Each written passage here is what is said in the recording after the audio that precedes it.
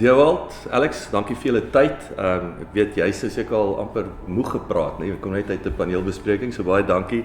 Dewald, ons verder kan gesels. Ouens, ek wil die tema bly na speurbaarheid. Ek wil sê biosekuriteit. Ons het back and close hier, so ons het in terme van 'n plaaslike probleem, maar meer belangrik, of ek sou sê heiliglik, dis 'n krisis, maar dit is die toekoms waarna toe ons werk en weer eens die geleenthede vir uitvoere en om 'n internasionale mark te betree. So ons 'n bietjie daarop fokus. So Dewald, vertel ons 'n bietjie julle ouens, ek wil ook stil staan en ek dink vanmôre se gesprek is baie belangrik in terme van moderne strukture. So sien net weer eens in 'n moderne struktuur en effektiewe struktuur kan hierdie probleme en geleenthede effektief aanspreek. So pak 'n bietjie uit, wil ek sê hoe dit gelyk het in julle geval, wat's daai struktuur, strategiese moves wat julle gemaak het en dan soos ek sê baie belangrik, dan pak ons 'n bietjie uit die impak. Ja, dankie Jacques. Ek dink in kort, ons het in 2019-2020 was ons in 'n omgewing gewees waar daar 13 rolspelers was en hulle is nog steeds daar, maar ons was in 'n forum gewees waar ons 'n baie lang waardeketting moes in ag neem met sekere besluite wat ons maak vir die primêre gedeelte van die waardeketting. Nou as ek sê primêr, is van die produsent tot by die abattoir, sien ons as die primêre gedeelte van die waardeketting.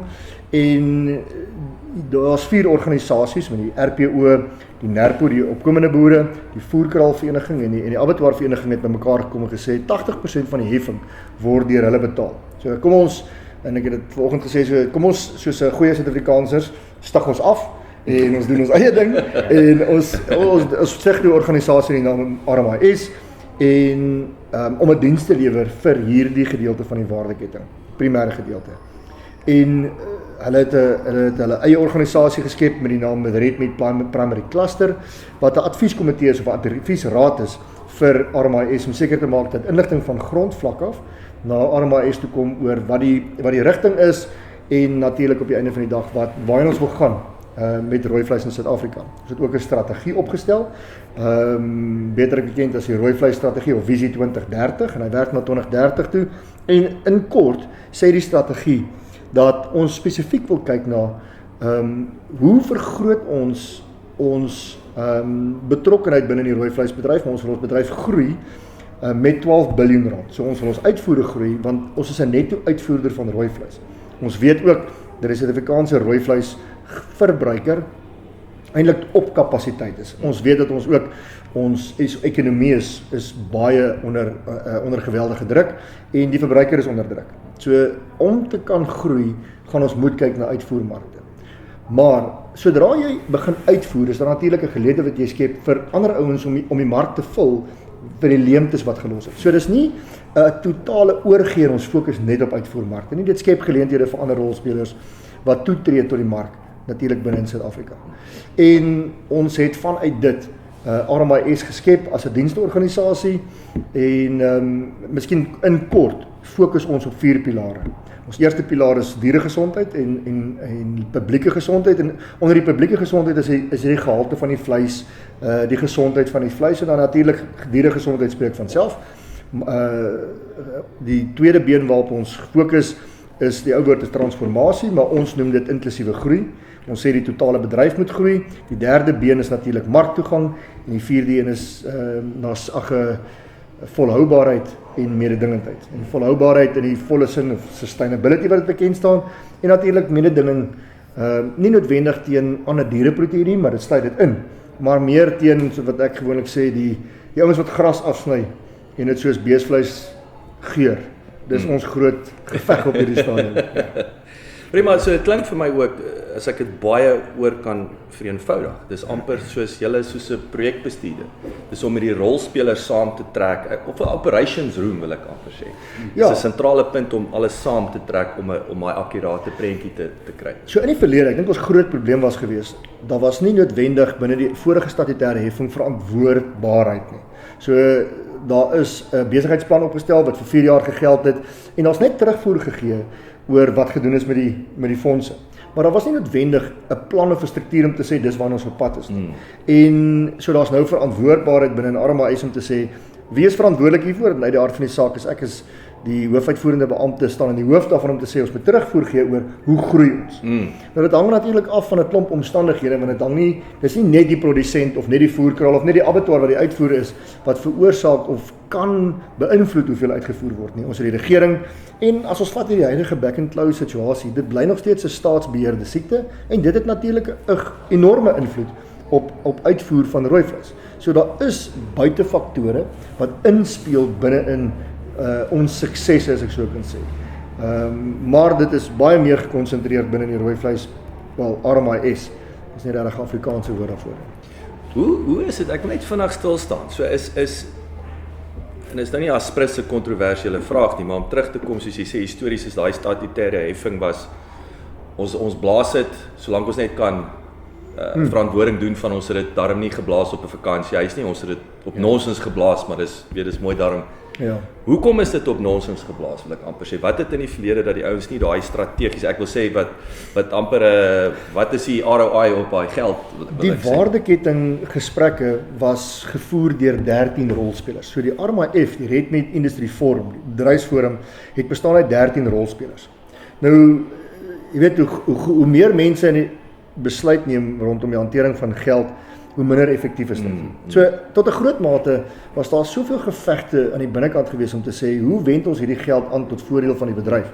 Want ons het van die produsent of die boer tot by die verbruiker deel gehad en die verbruiker het 'n stem gehad oor hoe die geld aangewend word. En die vraag is natuurlik, wat weet die verbruiker op die einde van die dag oor hoeveel diere moet geënt word?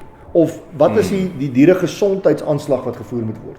En dit het veroorsaak dat daai stem wat die verbruiker geoefen het tot 'n groot mate bepaal of die produsent, die RPO of die voerkrale of whoever daai geld kon aanwend. So ek dink vir 'n baie lang tyd was die geveg hier binnekant was so groot dat die besluit gemaak is, spandeer hierdie geld en doen net iets. Ja.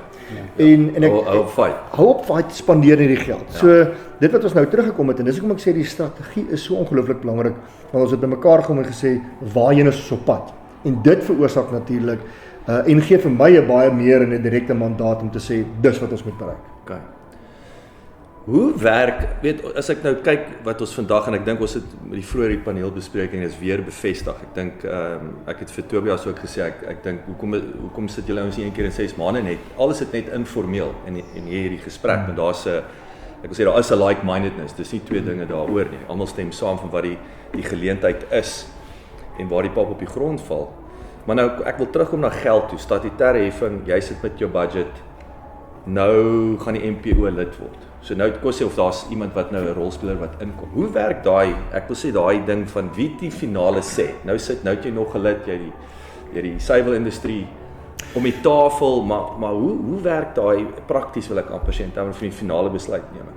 Goed, so die oorwegende meerderheid, want ons is gebonde aan die MAP Act, soos hulle sê, die Marketing of Agricultural Products Act, en dit bepaal wie trek ons in, hoe lyk dit, en dit gaan oor die spesifieke industrie. So ons kan nie as RMIS, 'n spesifieke rooi vleisbedryf, insaag hê oor hoe byvoorbeeld die melkbedryf hulle statutêre heffing aanwend op melkprodukte. Yes. Dit gaan nie. Dis hulle. Wat wel 'n rol speel is die 660,000 diere wat ek vandag gehoor het, wat deel vorm van die rooi vleisbedryf. Hoe sluit dit in? En is daar iets wat ons kan doen, want hulle speel 'n belangrike rol in dit wat ons doen. Nou gewoonlik is die gesprek en natuurlik is daar 'n organisasie wat primêre produsente verteenwoordig, die RPO. En die vraag is natuurlik, waar gaan MPO se stem gehoor word? En ek dink dis wat hulle vra. En wat ek vandag gehoor het is, hulle wil graag 'n groter inspraak hê op die kluster wat ek nou van gewys het. Hierdie 4 organisasies wat die rigting aangewend is of dan nou die adviesraad is vir RMIS om te sê, ons wil hê daar moet gefokus word op en spesifiek siektes, kom ons praat oor back and closure. Hoe back and closure hanteer word en spesifiek as ons praat van die melkerye. Ons weet dat hulle baie ernstig geraak word deur back and closure en daar voorkomend geënt moet word.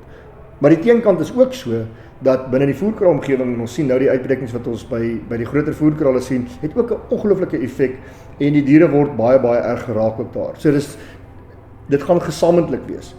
Jou vraag rondom wie die stem. As jy buitekant staan, die Engelsman sê you miss 100% of the shots you don't take. So as jy aan die buitekant staan en jy neem nie deel in hierdie gesprekke nie, gaan jy geen stem hê nie. Hier is hierdie organisasies En die grondwet van die kluster sê die organisasie wat nasionaal die grootste stem het, kan op hierdie organisasie sit en hulle het natuurlik dan 'n stem om te sê hoe word hierdie geld aangewend. So dit is belangrik om indien jy 'n organisasie het wat buite dit staan om te sê ek wil graag deelneem, dis wie ek verteenwoordig. En natuurlik is daar ander rolspelers binne die waardeketting ook. Ons het vandag gehoor die afronding of die backgrounders, hulle speel 'n belangrike rol en ek op hierdie stadium lyk dit of hulle deel is van byvoorbeeld die RPO, die rooi vleisprodusentorganisasie, en as hulle op 'n stadium kom en hulle sê nee, ons wil op ons eie gaan, ons wil ons eie organisasie, dan gaan hulle moet kom verduidelik hoekom hulle anders is as die RPO en hoekom hulle wil deel wees hiervan. Okay. Ons grootste geleentheid, so sê ons praat nou struktuur baie belangrik en ek dink dis in welgedaan deel, ek dink dis 'n ding wat mense, ek weet nie mense vergeet van dit nie, maar dit is krities. 'n Effektiewe struktuur. Alright, nou is dinge is in plek, die regte span is daar, regte rolspelers. Ons praat nou na speurbaarheid, juist die impak. Ons dink back and claw en ons dink uitvoergeleenthede. So Alex, wat het julle manne, hoe sien julle die dinge daar in die geleenthede en ek wil sê wat's goed, wat sleg en wat s'ie Deel het nou voorheen vir ons gesê hy vlieg nou lekker rond die volgende 2 weke. Die buite ons grense is daar verskriklike groot mark vir ons vleis. Maar nie net vir dit nie is om na speurbaarheid te kry. Ons sit met 'n paar rolspelers. Ons het nou maar ons boere wat moeilik na tegnologie kyk. Ons as ID-Scan is 'n moeilike inloop in die plaas in. Maar ons vriende oor die grense kry dit baie maklik gedoen. Hulle het reeds die stelsels wat hulle gebruik. Hulle soek na speurbaarheid op hulle diere. Van ons kliënte, dit gaan glad nie oor die vleis daarvan of die gebruik daarvan nie, maar oor wat word met die beeste gedoen in spesifieke areas. Ontbossing word gedoen om beeste daar te laat loop. So dit is baie in verskillende lande het ons verskillende na speurbaarheidsgeleenthede. Maar ek dink vir ons uitvoermarkte kan ons baie groot deure oopmaak vir ons boere self om premies te begin kry, beter pryse te kry vir hulle vleis, beter gehalte te teel. Jy gaan data moet lewer. Daar gaan 'n standaard gestig moet word en jy gaan moet deliver as jy wil receive. Ek wil aansluit en ek dink by Alex, byvoorbeeld almal dink as jy praat van naspeurbaarheid gaan dit net oor die dier. En jy het nou eintlik 'n baie belangrike punt aangeraak, Alex, oor presies waar hierdie dier groei, as ek so kan sê. Waar kom hy vandaan? As jy kyk na en ek weet ons is nie op hierdie stadium in die EU, kan ons nog nie uitvoer nie, maar as jy kyk na die EU se Green Deal, gaan dit oor byvoorbeeld maak jy opmerking rondom ontbossing. Dis vir hulle belangrik, en as jy daai mark wil speel, gaan jy moet bewys lewer. Ek weet Brazil is baie ernstig rondom ontbossing van die Amazone, so hulle moet presies wys waar daai diere is, en op hoeveel grond, en hulle moet presies wys dat hulle nie Amazone ontbos het nie, om deel te kan wees van 'n spesifieke mark. En wil ons graag daar wees? Ek dink ons wil definitief van daai mark speel waar ons meer kry vir ons vleis. Maar dan gaan ons meer moet wys. Ons gaan iets moet doen. Ons gaan iets moet insit. Daar gaan nie 'n towerstaf kom en 'n vuurtjie kom en sê maar luister, ewe skielik kry julle meer vir julle vleis. Ons gaan moet seker goed op die tafel sit. En ek dink baie keer as ons praat van naspeurbaarheid, kyk ons net na buitekant, na uitvoermarkte. En dis nie so nie. Ons het 'n plaaslike mark waar verbruikers ook begin vra. Wat gaan aan? Is die diere welsyn hanteer? Is hierdie diere sekere goed ingeënt? Is hulle hanteer op die regte manier? Nou, dit mag dalk op 'n baie minder of 'n laer vlak wees op die einde van die dag, as internasionale verbruikers, maar is nog steeds daar. En natuurlik kopers. Ek vir die koper is dit natuurlik 'n risikobestuursmeganisme. Dis een van die maniere hoe dit kan doen om te sê, waar kom hierdie dier vandaan? Hoe sy hanteer? En dit beteken nie jy het nie 'n mark vir jou produk nie. Dit beteken net die koper weet wat sy risiko is en hy kan sy risiko mitigeer. Ek wil daarbey aansluit. Ons sit met die beste boere in die wêreld, van die beste boere. Ons kan vir jou van graan se kant af, jy kan net bylas, van graan af. Hulle kan vir ons datums gee, die hoeveelheid reën wat 'n spesifieke plant gekry het. Maar as dit kom by ons rooi vleisbedryf, ons skape, ons beeste, ons pluimvee, kan ons die data wys. En hoekom? Hoekom het ons boere nou nog nie juist besluit om daar data op te bring? Ek dink die rede daarvoor is omdat ons het 'n formele en informele waardeketting in Suid-Afrika, spesifiek rondom rooi vleis. As jy vat troues, begrafnisse en al daai goed, Lebola, jy kan diere skuif sonder dat dit enigiemand ergens daarvan weet. En dit wat ons probeer doen met naspeurbaarheid is om te sê, kom ons formaliseer die kommersiële gedeelte van die waardeketting. Dat as jy kies om in hierdie informele spasie te speel, dit is reg, dit gaan altyd so wees, ons gaan dit nie verander nie, maar as jy in hierdie kommersiële gedeelte wil speel, dan moet jy aan sekere vereistes voldoen. Want wat nou gebeur is, daar's 'n kruisbestuiving, as ek so kan sê, van informele ouens, en is nie, ek praat nie swart-wit, ek praat van boere wat nie noodwendig, of produsente wat nie noodwendig primêr gefokus is op lewende hawe nie. Ja. En hulle wil graag hierdie oorbrugging maak na die kommersiële waardeketting toe. En ons sê, dis reg, maar dan moet 'n standaard wees waaraan jy moet voldoen. En as jy nie standaard voldoen, dan gaan jy outomaties 'n sekere gedeelte uitsluit. Maar dit beteken nie hy het nie 'n mark nie. Hy gaan uit 'n laer bedrag kry. En hy moet 'n laer bedrag kry vir sy produk, want hy doen meer. En ons wil graag vir hierdie ou wat 'n groter bydrae lewer of beter na sy produk kyk. Daai vloekwoord, ons wil vir hom 'n premie kry. Ons wil graag hê hy moet marktoegang hê. Ons wil graag hê hy moet 'n sekere produk op die tafel sit wat hom vorentoe toe kan vat en hy moet waarde kry. Terug in sy sak kry vir dit wat hy meer doen. En hoe bewys jy dit? Skus, die enigste manier hoe jy kan doen is met naspeurbaarheid. Ek vra altyd die vraag. As ek vir jou sê ek betaal my belasting, hoe gaan jy dit weet? Jy kan my nie glo nie want jy ken my nie. Maar as ek 'n brief het van SARS wat sê hier's bewys dat ek my belasting betaal het, dis 'n onafhanklike derde party wat sê jy kan hierdie ou vertrou. Hy voldoen nie die nakomingsvereistes, met betrekking tot belasting. En dis presies wat RMIS wil doen, is om te sê hierdie boer voldoen aan sekere vereistes. Jy kan hom glo want hy's op hierdie stelsel. Hoe is daai prakties, is weer eens as jy nou, en ek wil, waar is daai oorseese uitvoergeleenthede, so waar is dit, ek wil sê, wat is opwindend? En weer eens, ek is nou 'n boer, ek hier sien my standaardslys, en ek voldoen aan dit. Het ek die geleentheid om self te gaan uitvoer, of weer eens kom ek na jou toe, en weer eens pak net 'n bietjie daai uit. Okay. So ons moet onthou dat dit hang af, ek bedoel jy kan lewende hawe uitvoer, en daar's markte daarvoor, Saudi-Arabië byvoorbeeld, Kuwait, daar's sekere lande, Mauritius byvoorbeeld, vat lewende hawe. Nou, daar is uit die aard van die saak mense wat hulle self opgerig het om dit te kan doen, maar dit beteken nie dat jy nie toegang tot die mark het nie. Ek dink, dis belangrik om te verstaan dat die abattoir is die belangrikste punt binne 'n uitvoer opset.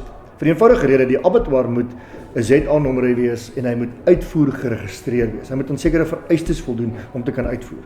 Dit staan enige persoon, enige produsent vry om sy boere te vat as hy 'n mark het aan die buitekant. Om te sê, ek wil 20 karkasse, ek het 'n produk, ek gaan koop aan die ander kant, kom ons vat 'n eenvoudige voorbeeld soos Jordanië, en ek vat net 'n naam.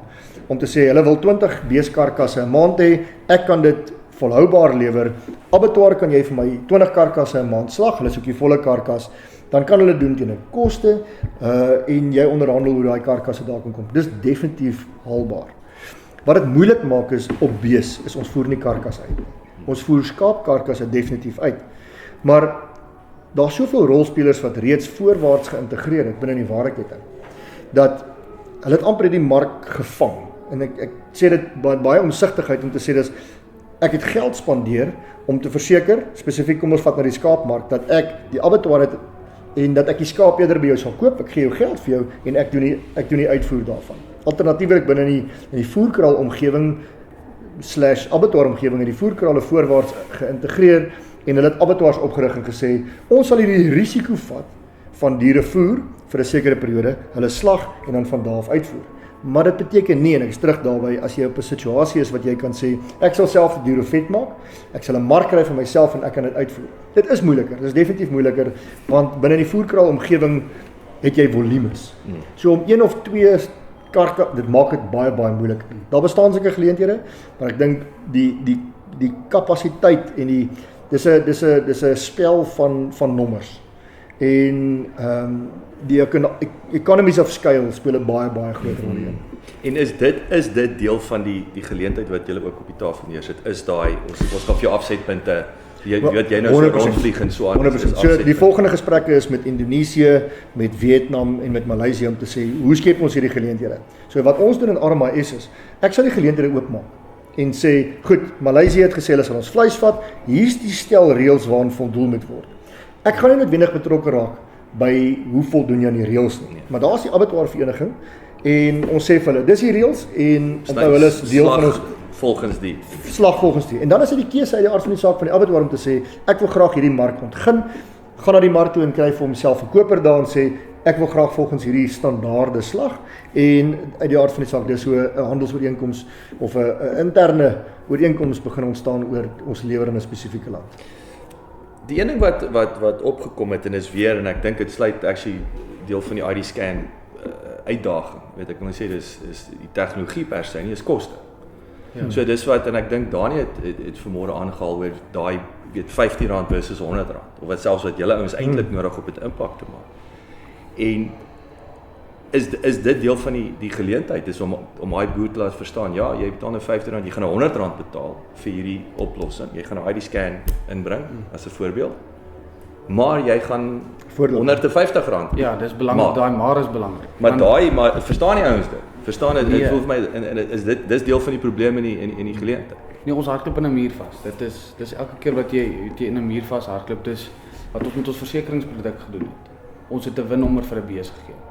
Ons het 70% vir 'n bees se versekeringsbedrag afgebring op sy premie per jaar. Ons het meer omvattende versekering gegee. Net omdat ons traceability op hom het. Ons het 'n biometriese identiteit, laat ek dit so sê. Maar as jy R100 nou vra, al wat die boer, hy maak dadelik in sy kop 'n sommetjie van R100, ek het 1000 beeste, en nou sit ek met 'n bedrag. Nou kan ek dit nie betaal. Maar wat hy nie aan die agterkant weet nie, is rolspelers RMAS wat 'n baie goeie stelsel gaan stig om almal bymekaar te kry om premies los te maak. Dit is wat ons moet doen. As 'n boer bereid is om die R100 ekstra wat ek sê nie uit ID scan uit nie, maar vir die stelsel R100 te betaal. Maar R5, R6 meer op sy karkas te kry per kilogram. Ag, ek dink dit is 'n maklike sommetjie. Ek voel en ek het in die laaste paar dae gesprekke gehad met produsente en die aanslag moet ons so effe verander rondom hoe ons produsente benader, voerkralle benader. Ek dink ons fokus baie op die woord boer, produsent, die ou op die plaas en dis meer. Ek voel ons moet skuif na en ons moet die ouens besigheidsmense doen. Jy is die eienaar van 'n besigheid. Want daar's soveel meer binne-in en ek dink daar's 'n stigma wat leef van ek is 'n boer, ek moet gewoond wees aan iets of ek moet tevrede wees met iets. Maar as jy die ding omskakel om te sê en erkenning te gee aan die ou dat 'n besigheidseienaar is. En hy het soveel goed in om te dink om te sê dis hoe jy jou risiko afdek, besigheidseienaar. Dis hoe jy hanteer. Ek voel daar moet 'n skuif kom rondom hoe ons produsente benader rondom risiko spesifiek. Ek meen Back and Claw op hierdie stadium en is 'n ongelooflike groot situasie wat ontstaan as gevolg van die feit dat ons 'n siekte in ons land het wat nie reg hanteer is van die begin af nie. Maar die feit is ons het nou Back and Claw. Ja. Nou moet ons hierdie siekte bestuur. En weer eens dit gaan oor mitigering van jou risiko. En hoe ek my plaas skoon, naspeurbaarheid is nie 'n silver bullet wat wonder of magically Back and Claw gaan oplos nie. Maar dit gaan my as 'n produsent, my as 'n voerkraal of my as 'n abattoir die geleentheid gee om 'n keuse uit te oefen oor wat se risiko kom. Ja, dis risikobestuur. 100%. Dit is in sy essensie wat dit na terugkom. Daai en ek wil vinnig daar stil staan. As ons nou kyk na jy's Back and Claw hier, ons het inenting, jy het nog praat van hoe dit van die begin af hanteer is. Weet so, selfs wat is, ons gaan 'n bietjie verder op. Ons weet onderste poort, is onderste bo. Yes, like, ek het nou eers koffie in. Ek weet Bloemfontein, weer die Universiteit van die Vrystaat, daar's weer die ouens wil 'n veeartseny kickstart en so aan. Is dit ook weer eens in terme van inenting, weer die medisyne, die koste van jy weet dis weer 'n kritiese ding. Wat gebeur daar? En wat moet ouens bewus wees van en ek wil sê wat is daai groter strategie? Kyk ek dink die lewe opset in Suid-Afrika. Ek wou vroeër sê en ek dink is ongelooflik 'n emosionele bedryf. Dis nie graan groei Nou as dit reën groei dit beter, maar of as jy maar lewende hawe het 'n emosionele komponent wat amper onverduidelikbaar is. En as mens in tap, soos die Engelsman sê, by die siege van dit wat dit is om 'n lewende hawe produsent te wees, dan kom jy terug na jou vraag rondom, het ons genoeg veeartse? 'n produsent sal jy waarskynlik vir jou sê, die veeartse is te duur. Een van die redes, of daar's te min medisyne, of daar's dit, en jy praat van onderste poort op hierdie stadium. Ons gaan moet, en as ek sê, en ek kyk terug na ons as industrie, en die rolspelers, en dis almal van ons wat deel is van hierdie rooi vleiswaardeketting, is om te sê, hoe maak ons hierdie vir onsself beter? En het ons moet 'n besluit neem, het ons meer veeartse nodig, en die Universiteit van Pretoria, of onderste poort, kan dit nie vir hulle oplei nie, dan sê ons, dan's daai reg. En ek dink dit wat Vrystaat Universiteit besig is om te doen, is 100% reg. Maar ek kan vir jou wel sê, dat daar 'n ander universiteit is, wat ook vir my spesifiek genader het, en sê, hulle soek 'n brief van ondersteuning, om veeartse op te lei. Oor my dooie liggaam gaan ek daai brief teken. Want ek ken die universiteit, en ek kan nou vir jou sê, daar's geen manier wat ons dit kan doen. geld vat. So, van Vrystaat Universiteit kant af, ondersteun ek dit 100%. En ek dink daar's 'n alternatief nodig. Ek hou nie van monopolie nie, dis definitief nodig dat daar 'n alternatief ook is vir onderste poort, UP onderste poort, die opleiding van veeartse. Dit gaan verder en dit gaan na enstof toe. Ek dink onderste poort biologiese produkte of OBP het definitief 'n rol te speel. Maar jy maak die opmerking rondom hulle onderste bo. Die feit is, en ek het dit nou daag 'n gesprek gehad met onder andere ARC, Landbou Navorsingsraad, LNR, sê ek vir hulle, ons almal wil hê dat LNR moet suksesvol wees. Ons almal wil hê dat ons eie enstof moet gaan vervaardig. En daar's 'n plan, en ek stem saam met die plan en sê, kom ons voer hierdie plan uit en kyk hoe gaan ons vorentoe. My vraag aan hulle was gewees, wat doen ons môreoggend? Wat as ek môreoggend opstaan en die moet diere geënt word? Wat doen ek dan? Ek kan nie 2 jaar wag nie. Ja. Ek kan nie 5 maande wag nie. Ek wil graag weet wat doen ons môreoggend. En ek wil dit nie alleen doen nie. Ek wil graag hê LNR moet om die tafel kom, want hulle is 'n vennoot. Die regering is 'n vennoot van ons. Maar die regering moenie dikteer oor hoe ons hierdie doen nie. Ons moet 'n gesamentlike besluit maak oor hoe dit moet gebeur. En vir baie lank is daar gedikteer oor hoe sekere goed moet gebeur. En ons sien nou dat daar 'n ongelooflike groot skuif is van die minister se kantoor se kant af om te sê, ons wil vennootskappe hê en hoe doen ons hierdie saam. So, Want julle is die experts, ons op die grond se experts. Ek sê dit, die regering is nie beesboere nie, hulle is nie beeseienaars nie, hulle is nie lewende hawe eienaars nie.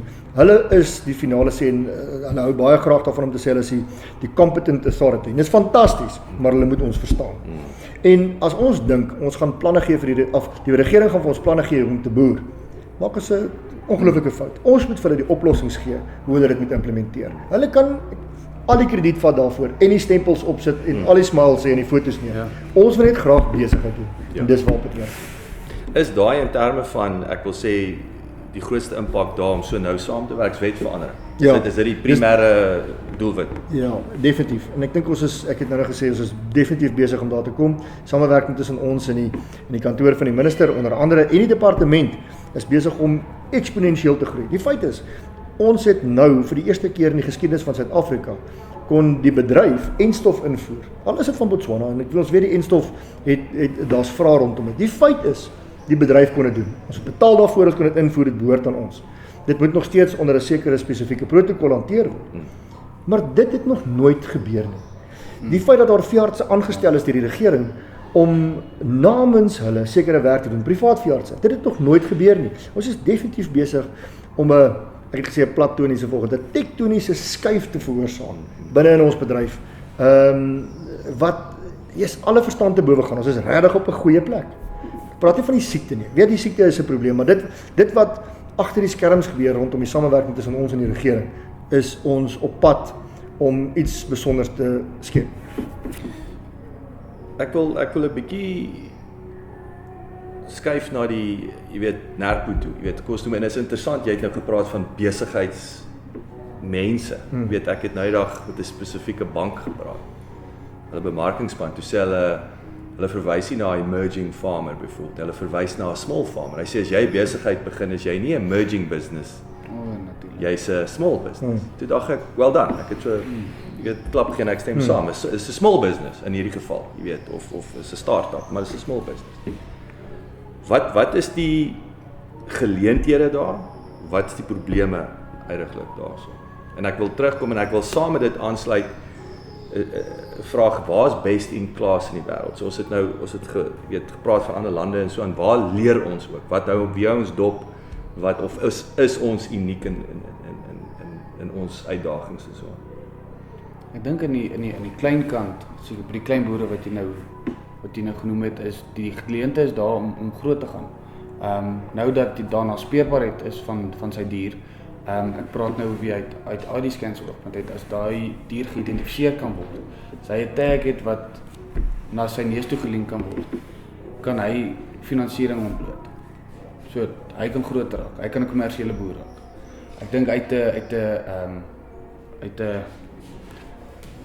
gemeenskap uit kan hulle ook meer bied, want hulle kan nou die beeste gaan koop wat hulle nodig het vir hulle labolla, vir hulle partytjies, al daai tipe van goed, maar ons sien baie van die klein boere beweeg nou, hulle wil kommersiële boere raak.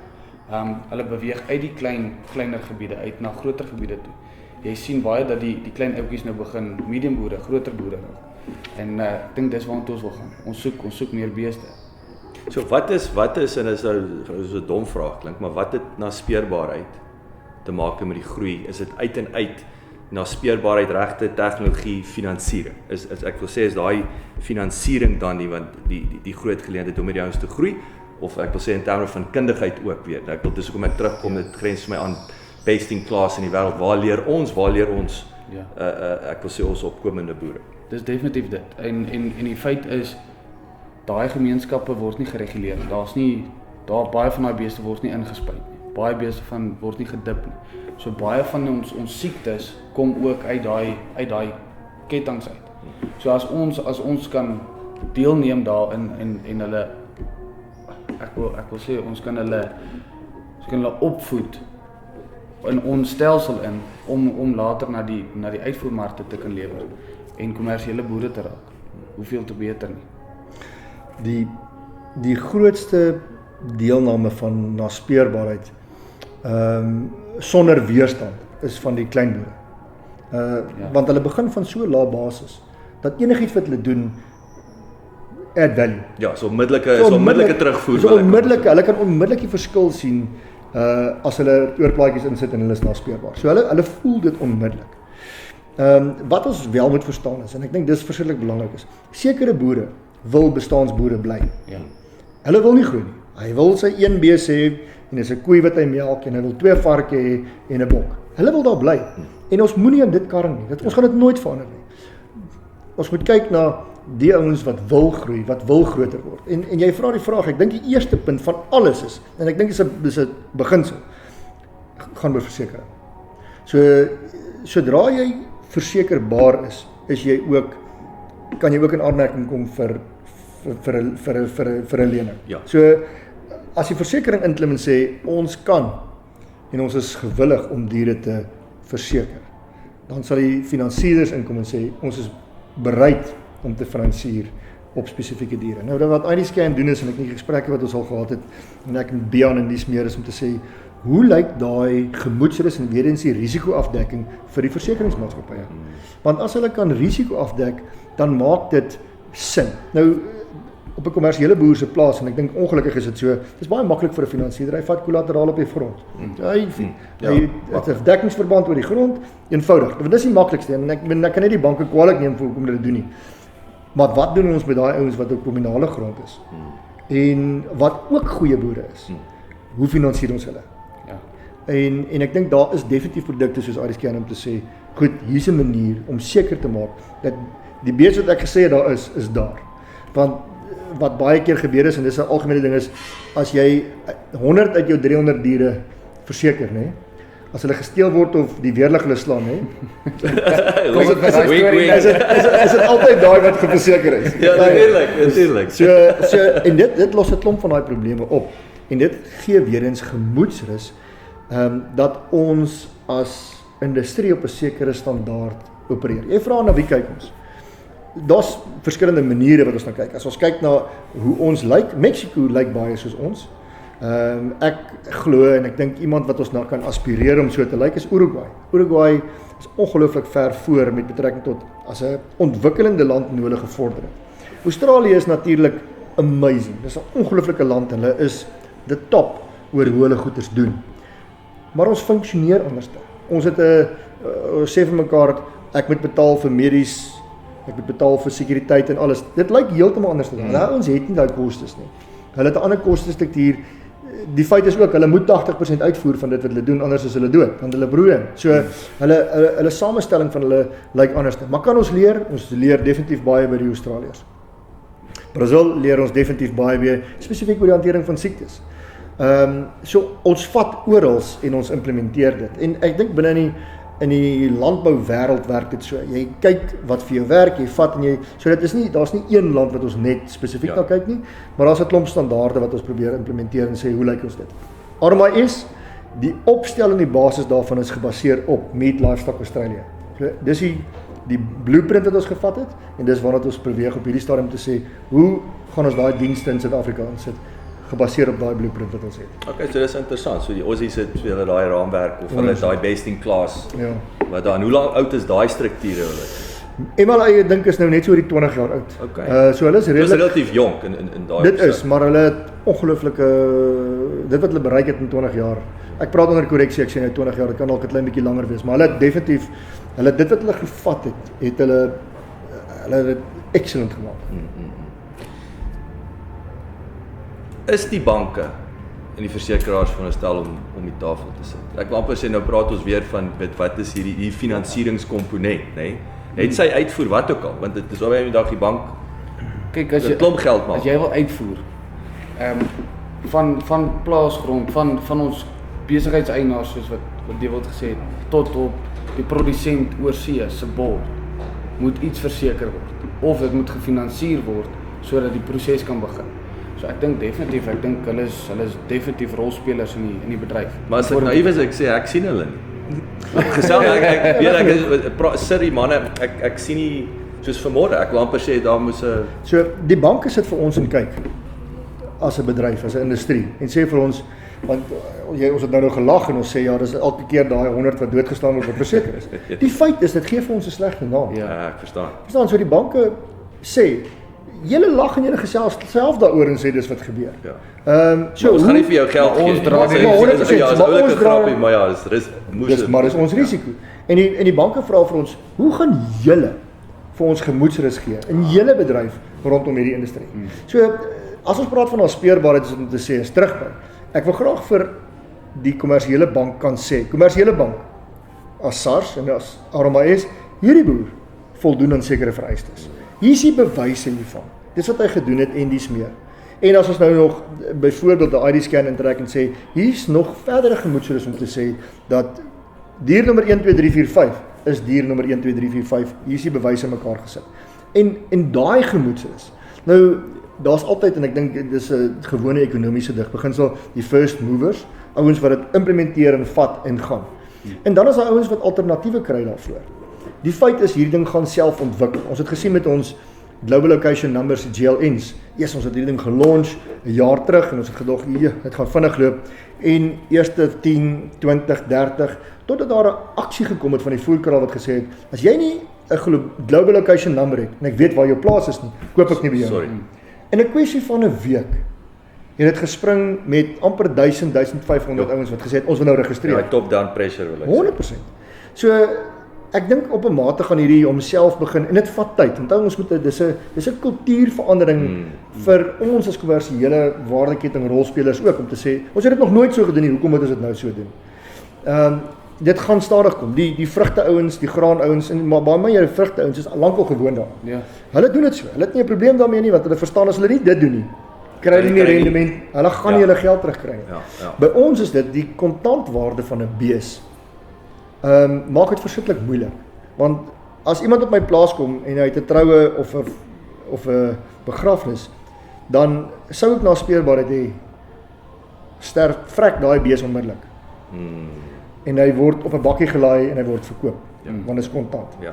So dit gaan definitief so word in my opinie, wat ek sien in die toekoms is, jy kies, of ek speel in hierdie mark, wat 'n kommersiële mark is, en ek is gefokus op uitvoere, ek is gefokus op die plaaslike mark, of ek is in die informele mark, sodat as daai ou met sy bakkie op my plaas kom en sê, luister boer, ek wil by jou 'n dier koop, ek het 'n begrafnis, dan sê jy vir hom, ek is baie jammer. Ondanks ek kontant by jou voer uit. Ek voer uit. Ek is nie bereid om my uitvoerstatus of die kontrak wat ek daai het op die spel te sit om 'n dier in jou te vat nie. En dis die droom dat ons daar kom om te sê, dis die manier hoe ons hierdie ding benader. En dis hoekom ek terugkom by my aanvanklike opmerking is te ons moet produsente benader as besigheidsmense en nie as net boere nie. Ja, nee, ek stem 100% saam.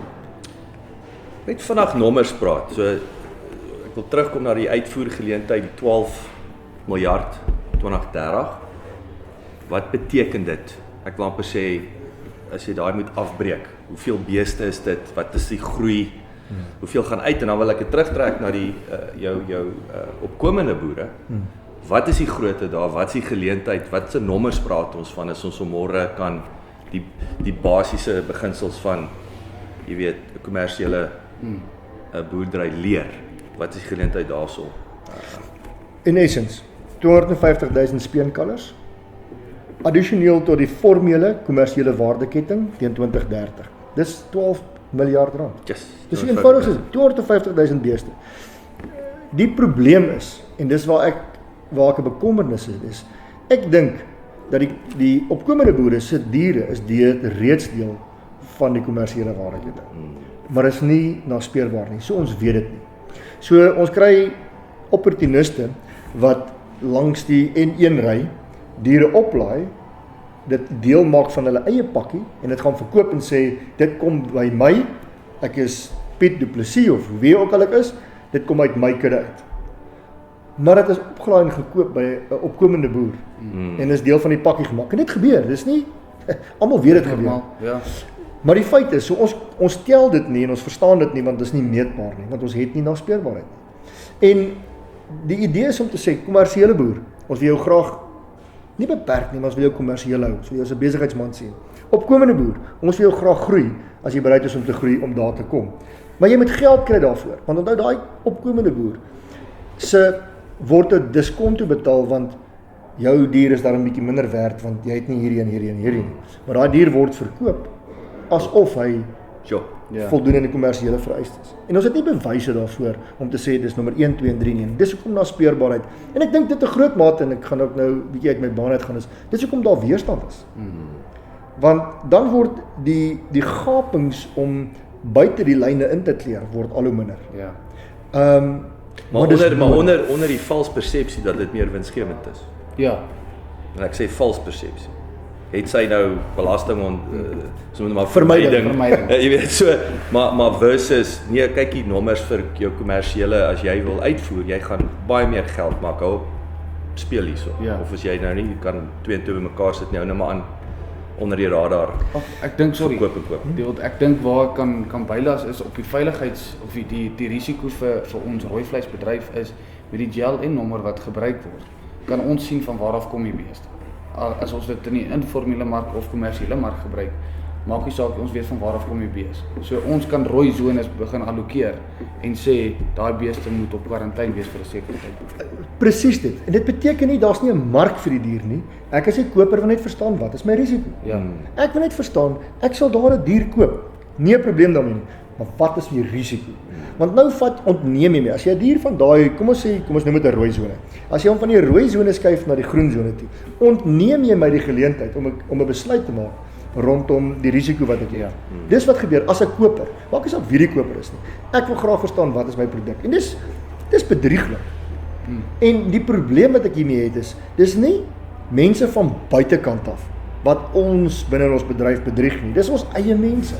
En dis hoekom dit vir my sinneloos is en maybe totaal onverstaanbaar is, hoekom wil ons nie onsself beskerm en sê, ek wil graag weet, of as ek 'n koper van 'n dier is, wil ek graag verstaan, hy kom van daar af, ek vertrou jou, ek ken jou, en jy het bewyse, en iemand het vir my gesê, ja, dit kom van daar af. Ek wil graag 'n versekering hê. En uit 'n versekeringsoogpunt uit, ek praat nou glad nie, ek is nie 'n makelaar of enigiets nie, maar ek dink uit 'n versekeringsoogpunt uit, nou is daar verantwoordbaarheid vir daai boer wat daai bees verkoop het. Jy kan nou begin terugbeklei en sê, luister, jy het back enclosure op my plaas gesit wat skoon was. Jy het hom verkoop as 'n back enclosure vrye dier. So ek dink daar jy kan bietjie verantwoordbaarheid op die kopers en verkopers sit. Wat hulle nou in die regte rigting indruk. Ja. Jy het nou 'n goeie voorbeeld gebruik van die voerkraal wat daai hier's ons reëls. As jy dit nie nakom nie, koop ek nie by jou nie. In hierdie, ek wil sê wat ons die topik wat ons nou of hierdie tema wat ons nou bespreek in terme van juist net die ouens onder die radar beweeg, is die geleentheid en die probleem dan dalk veilingshuise. As jy nou praat van 'n top-down approach van net vat enige dier en druk hom maar deur, jy weet in die naam van geld versus nee, hier's ons reëls en as jy nie aan daai reëls voldoen nie, gaan ons nie as jy nie welkom nie. Die veilingshuise speel 'n ongelooflike belangrike rol binne ons bedryf. En ek wil dit sê, ek dink baie keer kry hulle onnodige vlek vir sekere goeders wat gebeur. Nou ons weet, en die gesprek is, baie van dit hoe die diere lyk wat siek is, weet ons nie. Jy kan, vir 24 uur is daai dier dalk in jou teenwoordigheid, of 12 of 8 ure. Jy sal nie weet of daai dier positief is, byvoorbeeld vir back enclosure nie. En dis hoekom ons die veilings, en dis 'n ongelooflike balanseringstoertjie wat hy moet uitoefen, want aan die een kant het hy 'n produsent wat vir hom sê dit is my diere, aan die ander kant het hy 'n koper om te sê maak vir my seker dis daai ou se diere. Maar hierdie ou sê so, daai ou sê so. Nou word hy sê in die middel. Hy's in die middel. Dit is, en ek dink ons gaan moet kyk na alternatiewe maniere om die veilingsouens te beskerm, en dit begin op die plaas om te sê ek bevestig en ek verklaar dat hierdie my diere is, maar dit is nie net ek wat so sê nie, hier's 'n proses en 'n stelsel wat die veilingshuis gaan die gemoedsrus gee, dat hierdie ou die waarheid praat. En natuurlik die koper aan die ander kant om te sê, ek vertrou jou as veilingshuis, ek wil graag met jou besigheid doen, want jy maak seker dat daai gebeur. Onthou, die woord is agent. En as jy kyk na die regsterme, 'n agent is 'n middelman om te sê, ek het hierdie kant gekyk dat dit reg is, ek het daai kant gekyk dat dit reg is, hierdie ou sal die geld gee, hierdie ou sal die regte produk gee, en ek is die middelpunt waar hierdie goed skuif. Dis wat 'n agent doen. Dis wat hy sy werk is. So die verantwoordelikheid terug by die agent is om te sê en ons moet hulle daar help om te sê dat hulle die nodige gereedskap het om daai gemoedsrus te kan gee vir albei kante dat dit 'n veilige transaksie is. Sit hulle So ek wil sê jy het nou 4 bene. Ek wil sê hulle is nie deel daarvan nie en Jacques, dis 'n bekommernis. Ons is besig met gesprekke om te sê hoe word hulle deel van hierdie gespreksforum, want hulle speel 'n ongelooflike belangrike rol. Daar is uitdagings en uit die aard van die saak soos enige bedryf wat hulle self organiseer is daar uitdagings, maar dit is 'n verskriklike belangrike gedeelte binne in die rooi vleiswaardeketting wat baie aandag kort. Laaste vraag, wat's opwindend? Ek wil sê wat is die een ding wat jou 'n goeie slapelose nag veroorsaak vir 20 ja, vir 2026. Aan my kant dink ek is ons nuwe boere is besig om by hulle paas oor te neem. En ons sien baie nuwe tegnologie, nie net aan die biometriese identiteit nie, maar aan boerderypraktyke. Dis 'n bestuurstyl, 'n bestuurskultuur wat ja, omdat AI is 'n groot woord, maar almal beweeg in daai rigting. Ons is nou in die boerderybedryf, soos ons in 'n klein stapie agter dit, maar ek sien tegnologie beweeg in die boerderye, beweeg dit in data gedrewe. Besluite word besigheidsbesluite. Ek sien 3 goed.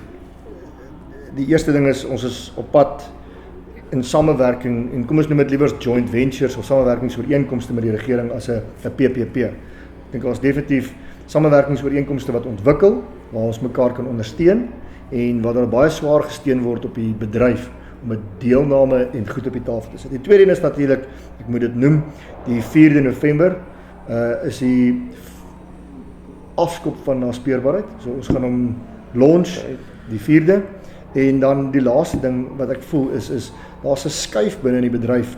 Die gesprekke wat ons vandag by Nampo Alpha gehad het is om te sê daar's ouens wat begin opstaan en sê ek wil deelneem. Ek wil deel wees en wat ek dankbaar voor is dat ons ingetrek word en sê ons wil 'n openlike gesprek hê rondom hoe word ons deel en dit gebeur net en as daar suksesse is. Ja.